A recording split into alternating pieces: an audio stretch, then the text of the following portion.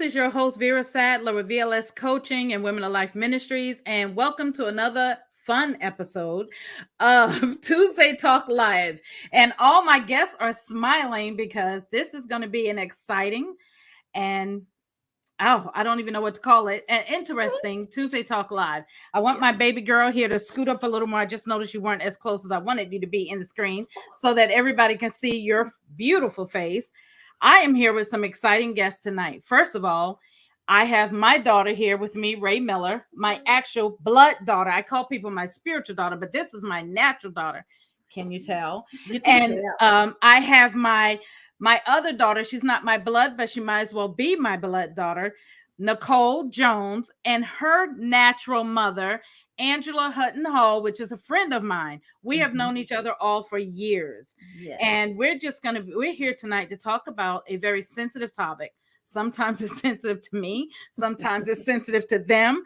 But I hope our conversation tonight will help other mothers and daughters understand that none of us are perfect, but all of us are striving. But if you really love your mother, if you really love your daughter, you're going to do what's necessary to have those great mother-daughter relationships. It's a work in progress. And I think we all probably can throw up hands and say, we agree. So I'm just going to go around and let everybody introduce themselves, and let's hop into this conversation. And hopefully, not just hopefully, but prayerfully, something we say tonight we're going to be as transparent as we can on this hour segment. We may have to come back and hit another one, but we wanted to do this. I thought it was a good time to do this. And if anybody, Angela, blame Cole. We call her Cole, but blame Cole because it was her and we were having a chat about heartstrings one day. We were talking about you. I'm gonna tell her now. Sister. And I said, man, wouldn't it be good if we just had a segment about mothers and daughters? And I said, right about Mother's Day. So, hey, Angela, just go and introduce yourself to our guests and just tell them where you hail from. Okay, well, thank you, Sister Vera, for having me on with our daughters. And we share daughters. You said natural daughter for Ray, and Nicole's my natural daughter, but we go back and forth. Ray's my other daughter, and so we're just one big family here today. So I'm excited to have this family conversation. Like you said, Sister Vera, it's going to bless somebody today by something we say. So let me tell you about me. I am the daughter of Lily Hutton and Bill Hutton. And my parents raised us. They were married until I was 14. So they raised the four of us, although my mom has 8 children. So I'm number 7 of the 8. So that's who I am. I am the daughter of Lily and Billy Hutton. And I'm raised in Denver, Colorado. So I'm a first generation Coloradan, if you want to say it that way, because my parents are from the South. My mom from Georgia and my dad from Oklahoma. So between those two coming here, I'm first generation. So that's number 1. And I'm so it's number 7 as the child, number 7 child. My husband just walked in the room. But, sorry. I'm trying to be on live broadcast. He come walking in here. So anyway, I've been in Denver most of my life. I went to school in Atlanta. I graduated from an HBCU. I came back to Colorado to go to law school here in Denver. And I married my high school sweetheart. And then we were together for 28 years before we divorced. And from that, we had my oldest daughter, Natalie, and Nicole. So I had 2 daughters. So now I'm catching up just to get forward here. I am in a blended family now. So I got married again. So I have Natalie and Nicole, and I have another daughter and another son. So we are a blended family. So all that said, I have a total of 14 grandchildren and 5 adult children, or 4 adult You trumped me. Yeah, I trumped you. Yeah, so 5 adult That's children. A lot. Girls. Somebody has kids. Yes. It wasn't me. Somebody had a lot of kids. So between our blended family, we have 5 adult children and 14 grandchildren. So basically what I do now is I work as a real estate broker, and I'm the managing broker and co-owner of my company, City Park Realty.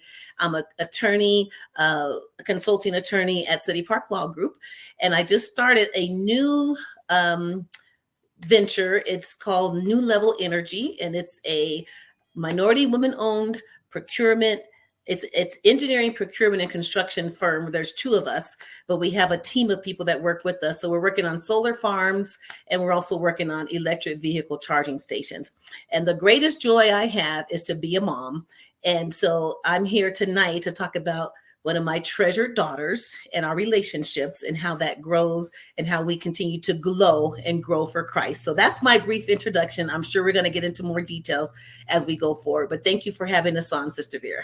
Yeah, it's my pleasure. Mhm. Cole, I know you She have been forgot to a guest mention I'm here her favorite before. daughter. Oh, yeah. Just kidding. I know I've had you on here. My guests are familiar with you, but just if you give them a brief just reminder who you are Absolutely. and what you do. Awesome. Thank you again so much for having us back on here. I'm super excited. Title wise, I am a manager of the youth programming at the Denver International Airport through the Center of Equity and Excellence in Aviation, where my job is to oversee internships, apprenticeships, workshops, school tours, anything involving kindergarten through college, and providing the workforce pathway to getting within aviation. I also own a company called Elite Workforce Solutions, where we design, implement, and maintain intern and apprenticeship programs for large and small companies. So that includes us designing the programming, implementing, hiring, onboarding, and providing professional development training for individuals in that space. So as a brief overview of those two hats, and I have a couple other businesses. I have a t-shirt company, I have a vending machine company, my husband has a trucking company, and I am a mom to 5 children, blended family as well. I have 3 of my own natural children, 2 girls and a boy. If you hear him in the background, much apologies. He's on his own right now. And then I also have 2 older sons with my husband, MJ. So, All right.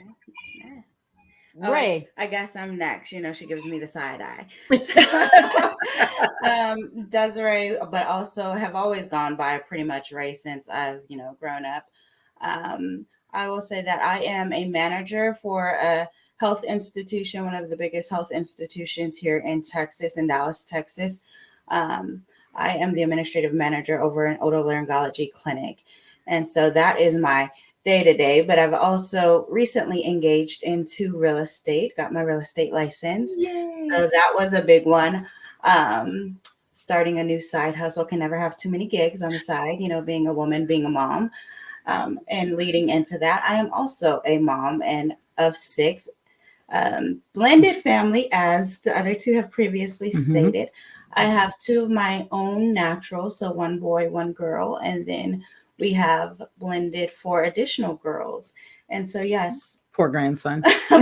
poor grandson, when we're all together, 5 girls and 1 boy. So he does get a lot of estrogen in there. Yes. And my husband and I, we've recently been married. We're coming up on 3 years. And so it has definitely been a learning experience being a wife, a mom, a worker, all of these hats that we wear so many times and going back and forth. So that's a brief introduction into my world. And she's not talked about, like, she has a degree in healthcare administration and different things, very well learned. I'm proud of my baby, as you can tell, and I'm proud of all of you. Yes. Just all the achievements. I say there's a lot of women power here as we sit here. And, I remember when I got my bachelor's, Desiree had gotten her bachelor's. We graduated at the same time, and then we both have our masters now. So I love that she has never stopped. Just like Cole, when I had you on, it was because you never stop. And I think a lot of people, listening to this talk, first of all, tonight, you will see 4 women on this screen. You will see 4 women talking here that, even though we've had situations and circumstances in life, none of us have allowed whatever has come up stop us. Angela, I know you've gone through different things, and I've seen you in your older year go back and get that attorney degree, do what you had to do by being a mother, by being a grandmother, and helping even with your family. So one of the questions I'm going to pose, because I know sometimes for Desiree, Ray and we call her Ray. I call her Desi. Everybody else calls her Ray. But I know one of the things I wanted to have, because I've heard this term, mother-daughter wound. And I'm like, what's a wound between mother and daughter? I kept thinking we don't have any wounds, but I have noticed as she's gotten older that there are times, and I see you two shaking your heads and her shaking her head next to me, that there are times that, Angela, you and I as mothers, Yeah. we've gone through some things. We've weathered some storms, and we're like, girl, don't do that. Mhm. You need to stop that, girl. Don't you see? You can't. And we're trying to help, but at times, our trying to help is not always help to them. Mhm. And then Nicole was saying to me, the reason we're having this conversation, because Nicole was saying it's not always help, but there are times your conversation is help. We just don't want to listen. And we want to, we're figuring out that we have to do it our way, even though we know you're right. So Right. I want to kind of hit on those conversations tonight, because as a mother, it's difficult Mhm. to step back and say, you're an adult, make your decisions. Well, I sit here and whine because I can't make them for you and help you. Yeah. Right.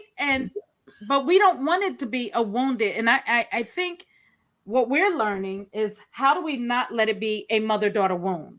How do we patch that? Because of late, we recently had a situation, just to be transparent, where I was like, "Ugh, stop that." And it was about to cause a real big wound. Yeah. But I will tell you, you said one thing earlier, how God has allowed us to grow through it. Yeah. I had to say, God, touch me. So I want each of you, and whoever wants to start first, say, what do you feel like has been one of your biggest issues navigating mother-daughter adult relationship? start. Go ahead. I'll start with that, because what we have to understand is that we go through phases in life. Mhm. They were little kids, and we taught them, and we hopefully the things that we taught them they would bring into their lives, right? But you have to let them go and be that teenager, then that young adult, and then that college student, and then into motherhood and marriages. And so, of course, we don't want them to make the same mistakes we did, but you gotta, more of it is they have to learn it through experience. And it might hurt us to let them go through it. So my biggest thing is, my biggest prayer for my kids is always to have peace and joy in their lives. Not necessarily happiness, because happiness is circumstantial. It Right. depends on happenings. And that's a misnomer for people. They're like, well, I just want to be happy. Well, what does that mean? You know, happy is a thing that happens with each event that goes forward. But when you have joy and peace, you wake up in the morning like, oh my gosh, I'm hitting the ground running.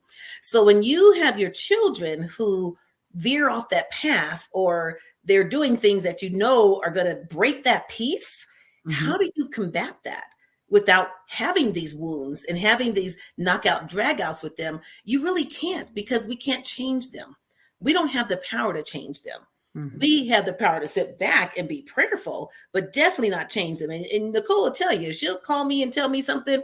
I'm like, okay, let's pray about it. And what do you think? Because one thing I don't want to do, and this is, I hope people take this from this talk, is that when you say something to your child and you think that's what it's supposed to be, and you're not going to change your mind about it, and you want them to go forward in this, whatever that path is, and something goes wrong with that path, they're going to come back to you and say, but you told me so. Right. And I'm the one that says, no, I told you to pray about it and let God lead you to wherever that is. And Nicole can tell you this. I'm like, I'm not going to tell you. I can offer you some advice, but I'm certainly not going to tell you what path to take, because that's going to be on you. So I think part of navigating the wound, or to avoid the wound, is to give them sound advice, but always have them seeking God in their path. Because if you don't, you're going to be the one they come back to and always point that finger. And I just want to say this, and this is not giving plugs to anybody, but I have this book that I use as my little Bible. It's called The Power of Praying for Your Adult Children. Has saved me many a times. It's by Stormy O'Martian. And she has a lot of them, and she has different ones, but that's she's a praying woman like all of us are. But this will give you guidance on every situation that your child's going to face. Not every, but just, globally, with some things we all face. But I just say this just to cut it off so you guys can talk as well, is just to make sure you're there as a sounding board. Because I think a lot of times in our adult relationships, we forget that they don't always want to hear our advice, but they want us to be there to just hear what they're going through. And that's what I try to be at this point in my life. I want them to understand that, yes, I'm a safe place. I want you to come and talk about your relationship with your husband, with your job, with your children, what's going on, so we can talk about it. And maybe there's something I can offer that I went through that may be of assistance to you, but never in the way that says you ought to be doing it this way. So that's how I say to avoid the wound. So, kind of piggybacking off of that, it's interesting that you say that, because that was, I feel like, part of, I'll call it an issue or situationship Situationship that we had going on was, and I think even creating those boundaries, I have always been so close to my mom. Growing up, she has always been my ace, my, ride or die. Growing up, it's just like, oh, me and my mom, and I've never really just had to share her. Yes, I do have a natural sibling, but that bond that we have has been kind of unbreakable. But I would say recently getting married and navigating that life is different than having just, relationships in the past, and trying to understand different things as a wife and a mom in that capacity. Sometimes I did just need my mom to sit and listen. Yeah. And being a mom, she's not always objective. That's what she thinks. That's what I think. That's my personal feelings. I will say that. That's my personal feelings. I don't feel like she's always objective, because I am her daughter. She does want the best for me. She does love me. And it's not that I don't think or know those things, because I definitely know that she loves me and she wants the best. She has always been kind of like my backbone, my supporter, my go-to. When I'm having the meltdowns, oh my gosh, mom. And so, trying to create boundaries and trying to just have that autonomy to a certain degree was kind of the thing that we were going through. And it has been difficult, I will say. What do you think? It's been pretty difficult? It got difficult because I think, and I agree with what Angela is saying. And I think, but our situation, like I say, for those who are listening, we're talking about mother-daughter navigating adult situations. And Nicole, I'm going to give you opportunity to hop in here and even respond to what your mom's saying and what we're saying. I think for us, it has been I try to have the conversation, what you were saying. I want you to have peace. I want you to navigate this. I will give my advice if you share. I'm not going to tell you what to do left or right, but I'm going to give advice. But I think from Des, because we've always been, and I don't know if Nicole's ever seen it like that. Sometimes when you say, this is the advice, and I want you to be well, I want you to have joy. And I think for me, Angela, I think it's been, when I say that, I think she thinks I'm being, but I think you just see this side. And I'm saying, no, I want the whole big picture to be well. But I think she took it as, like she said, you're not objective. No, I'm objective.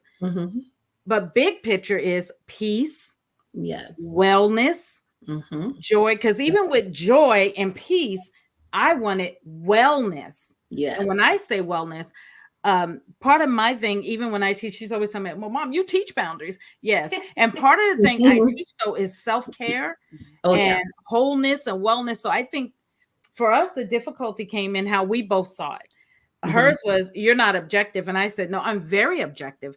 I'm objective to the point I would tell you the same thing I would tell anyone, that this is it. So I think because we've always been like this. And you guys know that because we all grew up together. I think that she didn't see it as me being objective, but I saw it as me being objective. And it was the same advice that I would give any young woman that would come, just like I think if it was some other woman that would come to you, your first lady, your pastors of the church, and any young woman that would come to you would probably give her the same advice you give Nicole. I'm not going to tell you what to do, but this is what, and she can tell you there are many times I say, is either one praying? Right. Are you praying? Have you taken this to God? Please go to God and ask God. Yeah. Because even in my situation, nobody could tell me what was right. I said, I have to wait till I hear God. Haven't I always said that? You have to wait. Nobody can tell you what to do. You have to. God has to. And I hope everyone hearing us, what we've both said as mothers, no matter what, your friends, your mom, your dad, that's right, your ace, God has to be your deciding factor. Amen. And I will say I definitely agree with that. to spin off a little bit, I think when we're thinking about mother-daughter relationships, I do think it is difficult because, as you previously stated, that we do have to grow, we do have to learn, we do have to experience. I mean, how do we ever know for ourselves? Do we just automatically take your word for it? Yes, we trust you, we love you. Not saying that we don't, but there are some things that we are going to have to go through in life and experience ourselves so that we can say, hey, this is why we don't do this, or this is what leads to this. And sometimes even thinking about, I know even with my mom, she doesn't want to see me hurt. She doesn't want to see me go through different things. There's different situations that always arise, whether it be work, homes, kids, but it's like, sometimes my situation isn't even for me. I've been taught that growing up. Sometimes you experience things for other people. So thinking about that aspect as well, sometimes the situations that you want to protect us from, wanted to shield us, and it's like, that may not even just be for me. It may be for me to minister to somebody 5 years down the line who is at a breaking point. And I can say, hey, I've made it through this, or you got this, or I promise it's going to get better if you just hold on. So constantly trying to remind, myself of things like that. But then also, again, take into consideration, I never just push her knowledge totally out of my head. But, I do put it in the back burner a little bit because I am a very stubborn person. But, just thinking about it all in the totality of everything, as me being a mom, like, what would I tell my kids? I will say having kids, that is the hardest job. Somebody who was interviewing me once said that. What is the hardest job you've ever experienced? Being a mom. They constantly no change. contest. They have different personalities. You have to deal with hormones. You have to deal with tears in eyes and everything else. It's navigating through all of those things, I think. Cole, come on in and share some of your feedback with us. Just listening to what all of you guys are saying, it's a theme that I'm hearing that it actually popped in my head when you first asked, and it was about those wounds, right? Like, how does a wound happen? First of all, a wound comes from a place of hurt. A hurt comes from a place of misunderstanding 90% of the time. There's that 10% where it's legitimately hurt because you were intending to hurt me. And that's never what happens within these relationships that we're talking about. So that most of our hurt is going to come from not understanding. The understanding comes from us not knowing that it's time to transition to the next phase. I am literally learning this right now of my child transitioning into a teenager, into a freshman in high school. Our relationship is changing. Like, it is changing. And the wound will come from, if I allow it, me not allowing her to grow up. So in the same sense, as you all have been obviously our mothers for our entire lives, the wounds that we have encountered come from us not knowing when it's time to change the interactions because the phases have changed, right? Like, you all have mentioned this. We have gone from the 6-year-old, mommy, I need you, let's make this happen, to the adult or teenager where it's like, I'm learning and I'm definitely going to still need you to reel me back in when I need it, to the college. And we learn some things in college, right? Like, you learn who you are. And thankfully, We don't hear about that. I would say right now, the prayers of our mothers is the reason why we sit here talking to y'all right now, flat out. Okay, in full, like I'm competent. I ain't got no limbs missing. But now we're in a different phase. Like, Desiree and I are the same age, and we are transitioning into this phase of how do we grow our families, right? And I think the two of you, and being fully transparent, have gone through various stages in your marriages. And so your initial reaction is to protect.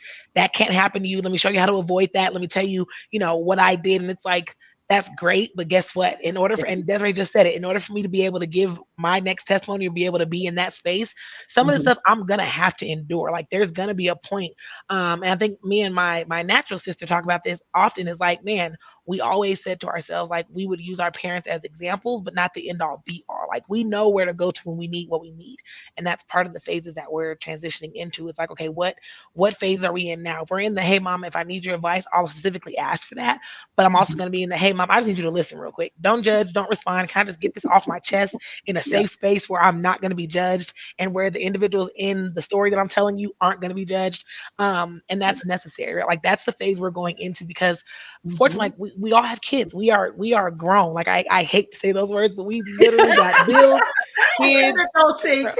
We are adulting at its finest, and it sucks. Like adulting is the hardest thing, and then we're gonna add kids in the mix. Oh Lord, and a man, girl, stop, pause, hold on.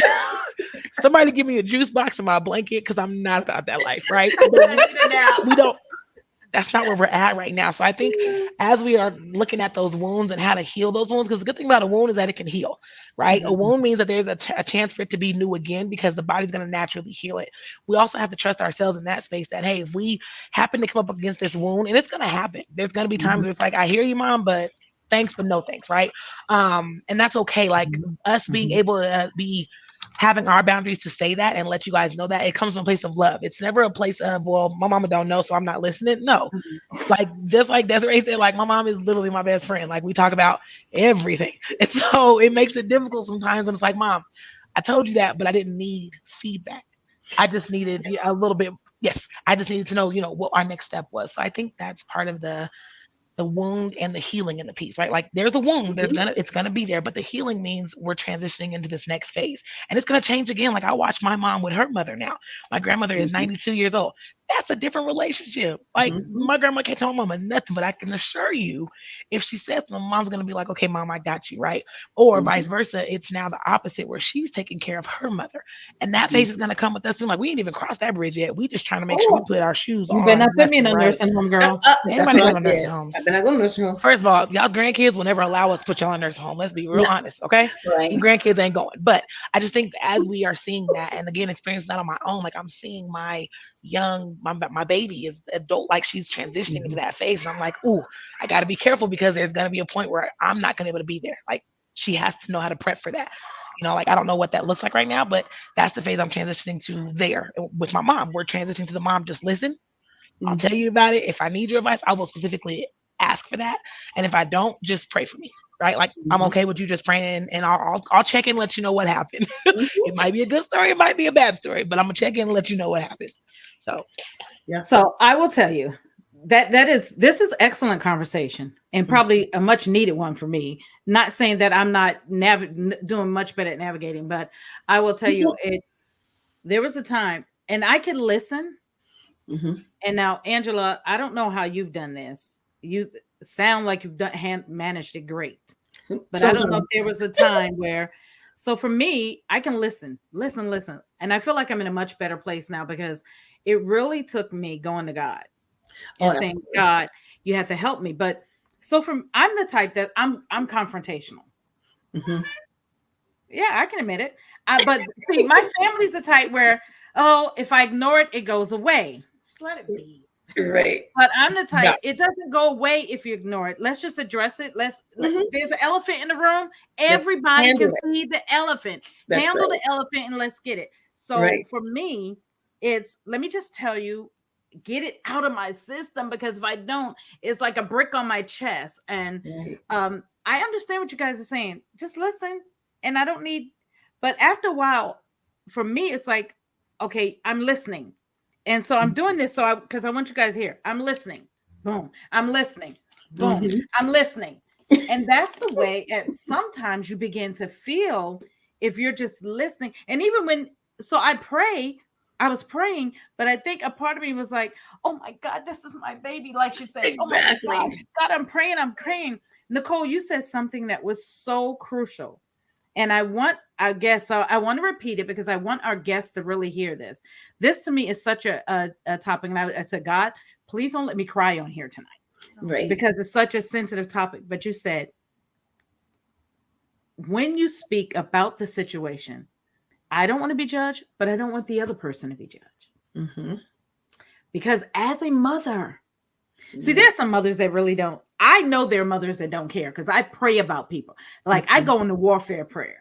Right? I'm not one of them people. My baby can tell you they've heard me pray. Oh Lord, just bless the world. Just me, my four, no more. No, I'm warring over souls. Yes. I'm calling out things that I'm pulling down. And I'm not trying to brag, but that's the way I pray. Amen. Because if we don't call it what it is, it doesn't move. That's right. Right? So when I'm praying over my babies and stuff, I'm praying and I'm warring. But God showed me something over this situation with her. But so one day I said, I was so heavy. Mhm. I felt like my heart was breaking. And when I say I felt like I need to just say this. And I just need to let you know, because if I don't let it go, I thought my grandkids are going to be without a grandmother. Mm. I am not exaggerating, Angela. Wow. I really felt like I was having a heart attack driving to work one day. Mm. But the difficulty is, how do you express, because I'm that person, and we were just laughing about it, but I said, let me get this done, and so I can move on. Because I didn't want the wound. I wanted to try to heal it. But when a person... Before it was even a wound. He was healing something that wasn't broke yet. No, it was. It was very much broken. Mm. But so I'm saying, for mothers who are listening to us, sometimes what Angela said in the very beginning, the wound that I was feeling, she wasn't ready to hear that I had that wound. Mm. That wound that I was carrying was so heavy, I just needed to take it to God. Amen. So I'm going to put a book up here, because this is what helped me release that wound. It's called The Bait of Satan. And I don't know who's ever read this book. Mm. And I'm going to tell you how God helped me release this wound. God showed me that I was holding on to a spirit of offense. I felt offended. Mm. And he said the offense I was carrying was I felt like, oh, you're offended by your daughter. You're offended because she won't listen to you. She wants you to carry her stuff and listen without judgment, but she won't even listen to what you're saying. You're praying, you're warring. You're warring like you're warring and throwing your prayers up against the wall, because neither one of them are listening to you. But God said, I'm God. I'm God. Who are you? Amen. If you don't let it go, then you're a hypocrite. That's right. And you're warring, and is it of any effect? But I wanted to bring that back, because Nicole, you were talking about that judgment, because here I am trying to hold somebody else to a standard, and God says, but you're being a hypocrite because you're holding offense in your heart. And that helped me be delivered. So I wanted to bring that up, because I'm just telling you how I'm free now. I'm so free.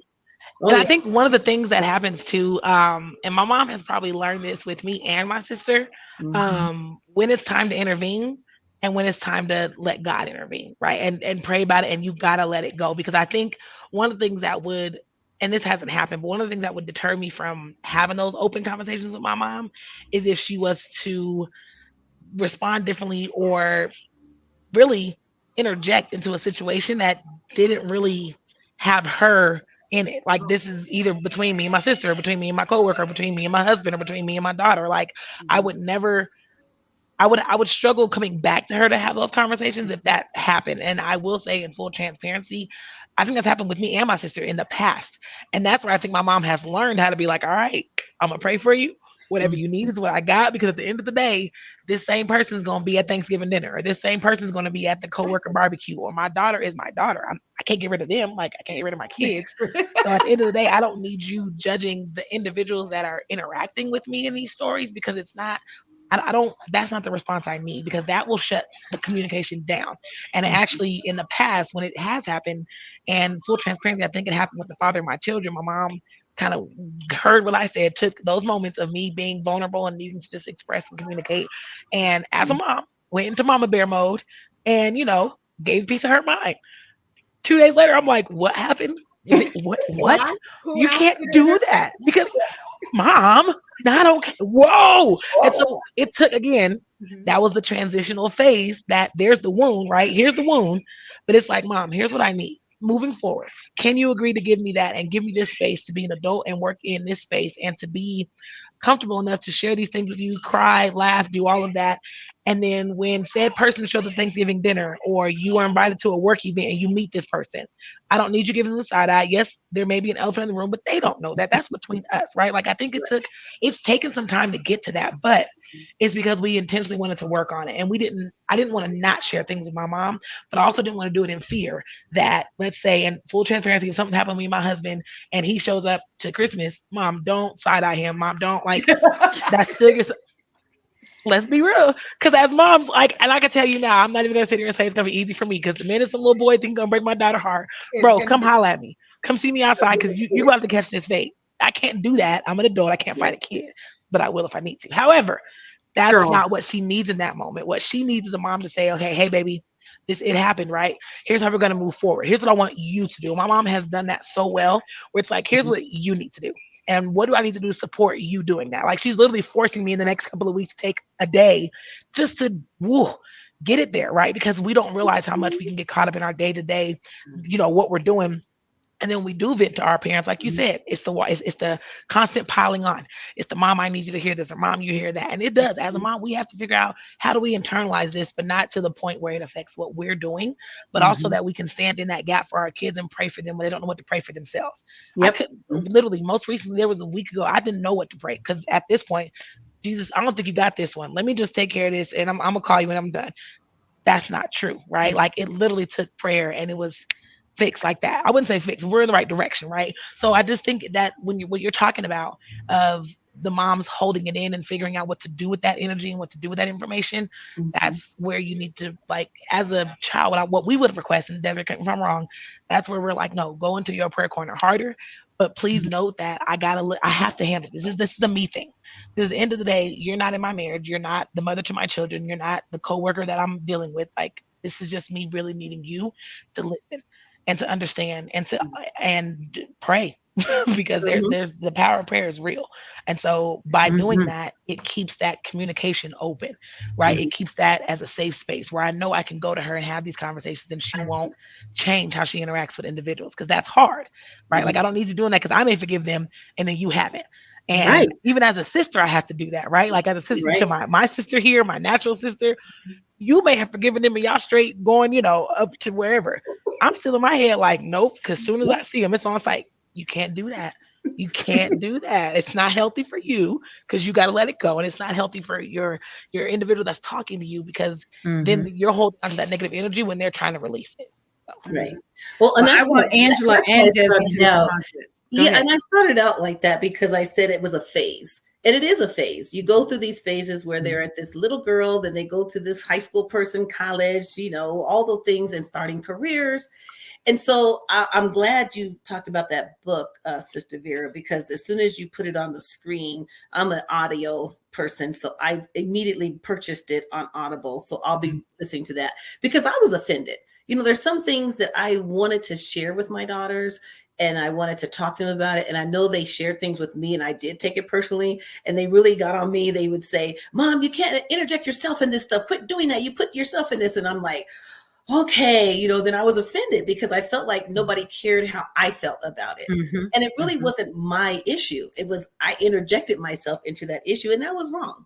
And that's part of the growth that I think as parents and as mothers and daughters in particular, that we're still growing. So it's not like we're here and they come up to here. We're all doing this.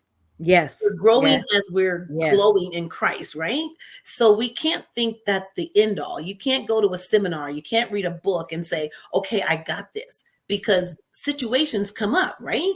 And you got to be able to say to yourself, I got to sit here and listen and be totally not trying to put what I would think, not interject what I would do, or get mad at the people that are in the conversation, because you can give side eyes. And I'm real good at it now. I've heard some stories between my daughters that if I looked at their spouses in a certain way, because they know I know some stuff, I can't do that anymore. So that's why the reading for me, any downtime that I have, I'm in prayer or I'm reading something, because knowledge is power, and then there's power in prayer.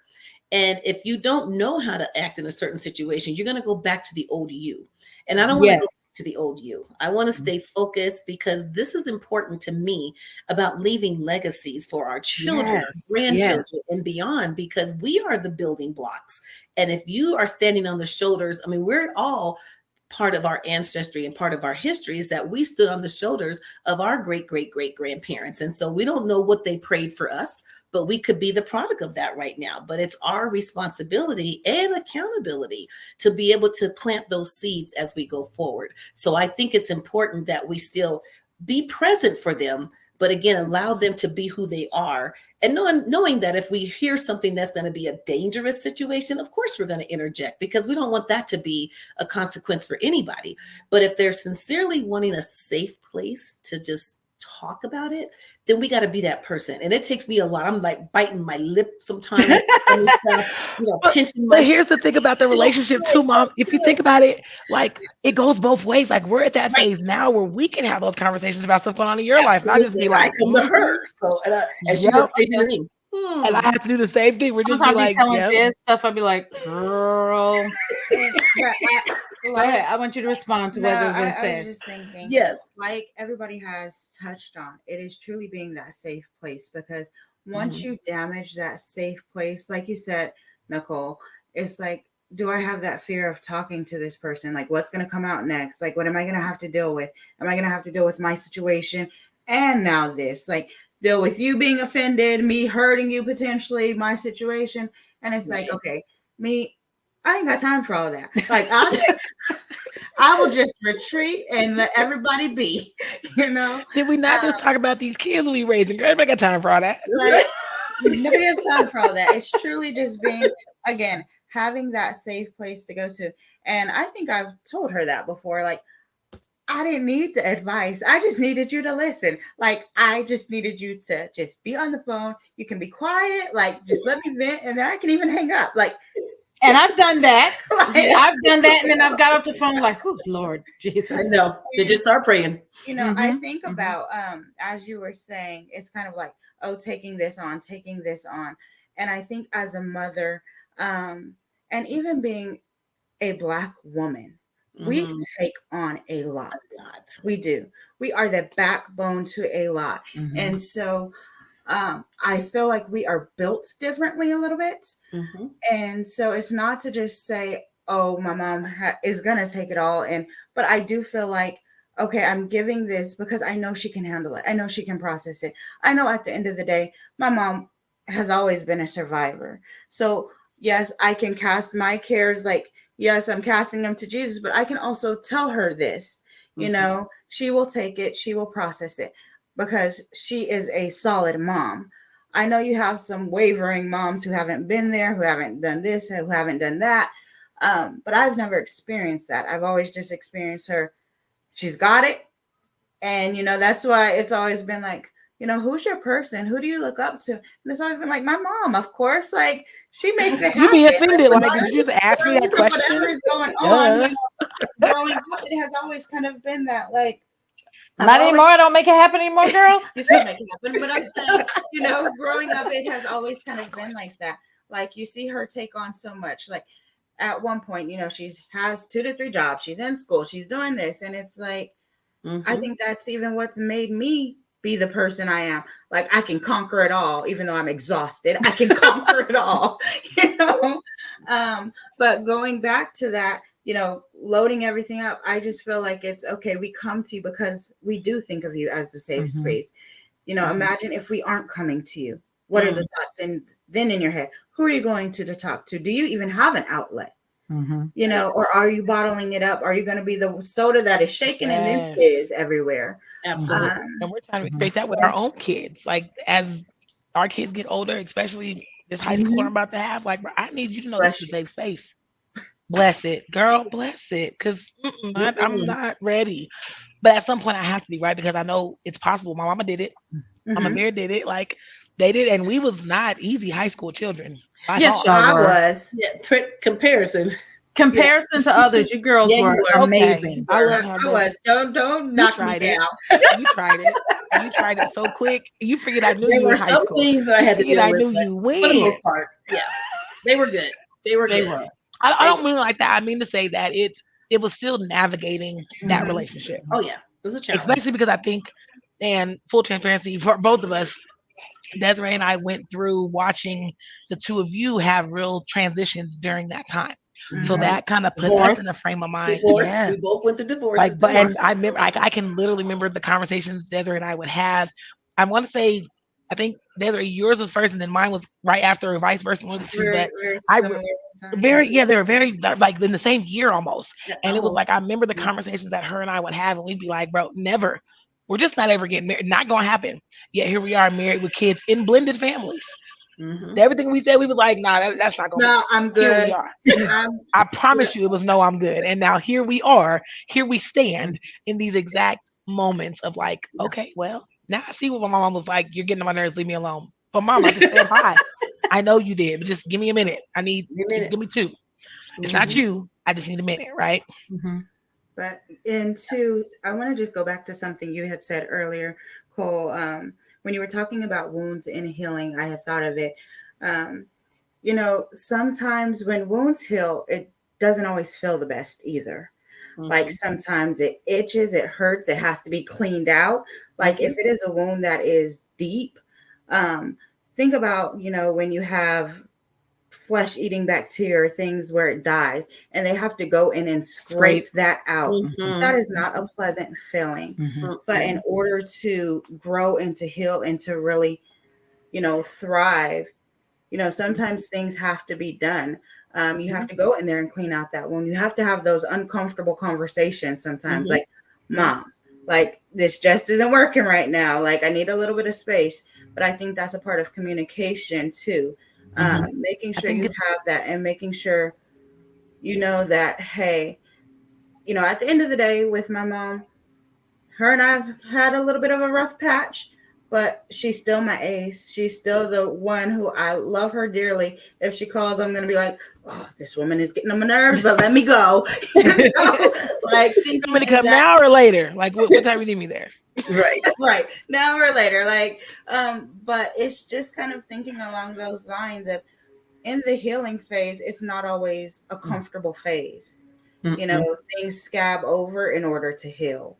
It gets hard sometimes. It gets crusty. Those phases. You have to go through the phases. And it's the apologizing piece. Like I can't tell you how many times we've had to swallow that pride and be like, I apologize. I didn't realize that hurt you. I didn't intend it to, but I can see now from your perspective and your point of view how my actions affected you. And I apologize for that. We've had to go there many a times. My mom, like, my bad. Right. My bad. That wasn't intended, but and I apologize. Not my bad. Not oops. Exactly. It's literally like I apologize. I overstepped, or I misspoke, or I did this. Like that has been huge in our relationship, especially because Desiree, I know you've experienced it too with me, you and mom, but it's a pyramid. So there's my natural sister, the 3 of us, and I can assure you something that happens, and it's like, let me tell you about your mama, or let me tell you about your sister, and I'll be like, well, what happened, girl? What happened? And there was a moment where my mom and my sister had like really fallen out, and it put me in the middle, and that was tough. That was tough because I wasn't used to that. We're used to this triangle, it was always the 3 of us, like, right, we're here, we locked in. That was hard. And literally, and mom, correct me if I'm wrong, it came down to solid apologies and being in spaces that were very, like you just said, I swear you just said it right, being in spaces that are uncomfortable as I don't know what. And I think we had to force ourselves. It hurts because it's 2 people you love. Like, so in that pyramid, it's like, you're kind of stuck, and it's like, even do they realize, looking in how, hey, I'm hello, this is a little difficult. I'm here. Well, the other thing is we have about 6 minutes. Okay, let me say this about part 2. Let me say about the siblings really quickly, though, because that's important to me. So a lot of times when I want to be involved in something that I know those 2 are going through, these 2 are my natural daughters, it was almost like they cut me out because they wanted to talk about it themselves. And that's where I got offended as well. I'm like, well, wait a minute, but I'm your mom and I want to be involved and I care about you guys. So again, the mother bear in us comes out. These are my cubs. Nobody can, hurt them.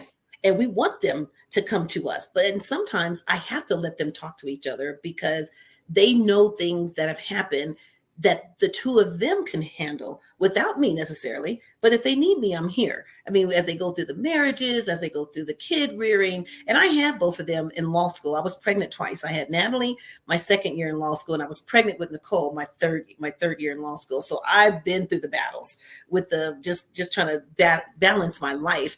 But with the 2 of them, there were so many things that happened through our divorces when I went through my divorce and from their dad. And that was the most painful period of my life and the most trying period between the relationship between my daughters and myself, because I was trying to heal from a relationship that was broken and very painful to me, while I'm trying to navigate a very critical time of their lives. Nicole was in high school, Natalie was starting her first year in college.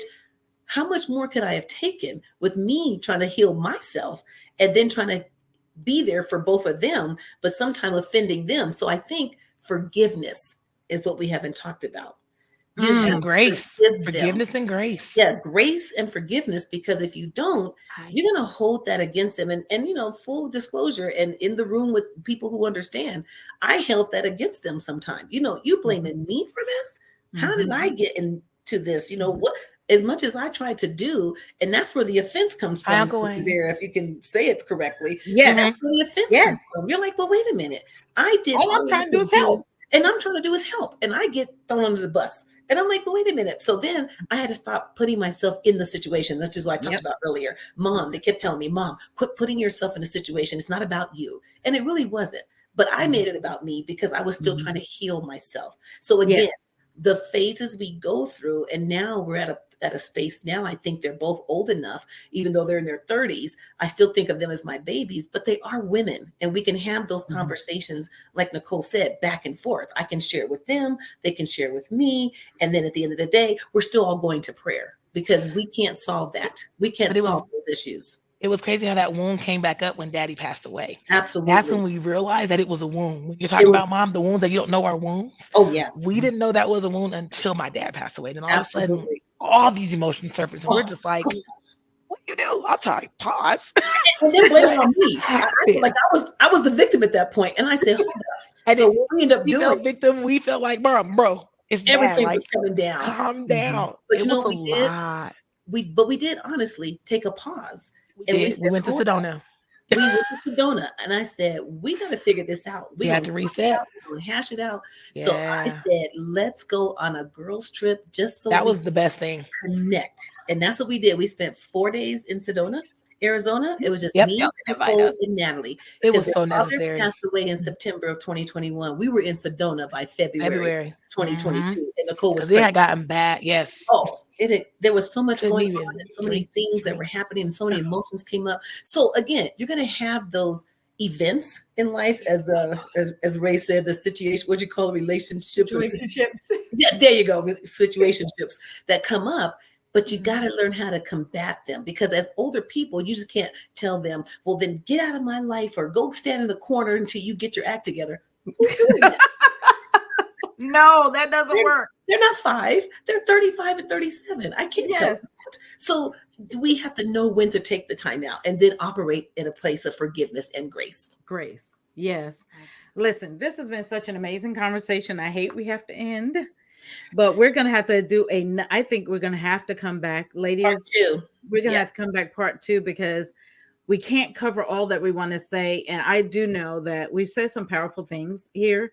I hope mothers and daughters all over that are suffering. Look, I know if we women that pray, women that believe God, women that have been raised to love God, have struggled with these issues, then, and if I know that has been the case, and we've had to allow God to teach us how to navigate these crucial moments in our life, then I know we're not alone, that there's so many other people that are learning to do the same thing. But I pray something we've shared, just this little bit that we've talked about, and back to that part about you can't, as we end, I really do want to go back to that apology. Apology cannot be, oh, I'm just sorry, or my bad, boo, you're right. Because when I had to say I was offended and God dealt with me, my daughter sitting right next to me, and she's not a liar, so she won't lie. I went to her and said, God showed me that I was in a place I needed not to be. Did I not? And I said, I apologize to you for XYZ. For XYZ. Because putting a title on it. Yeah. Yes. You have to own your part. You got to call the behavior. You said it. That's and right. then forgiveness. Because that's the only way, that hard place that Desiree's talking about, that scab, and then you can make that safe place, right? As you said, Nicole, become a safe place again. Absolutely. Because, man, you guys have been so wonderful. I love you all so much, and I appreciate Love you so you. much. We're going to come back. Hey, guys, this is Vera Sadler with VLS Coaching. My guests, Ray Miller, Cole Jones, and Angela Hutton Hall. And we've been here talking about mother-daughter wounds, and most of all, mother-daughter healing and navigating relationships. Not so much the wounds, but how we navigate, how we have relationship as mother-daughters, and just learn to be together. And so we will be back again on Tuesday Talk Live. Maybe not on this conversation next week, but I promise next month at probably the latest, I'm going to grab these ladies back up and we're going to come back on and have another conversation. Thank you, ladies, for joining us tonight. Thank you for having us. Love you guys. Love y'all. Bye, sis.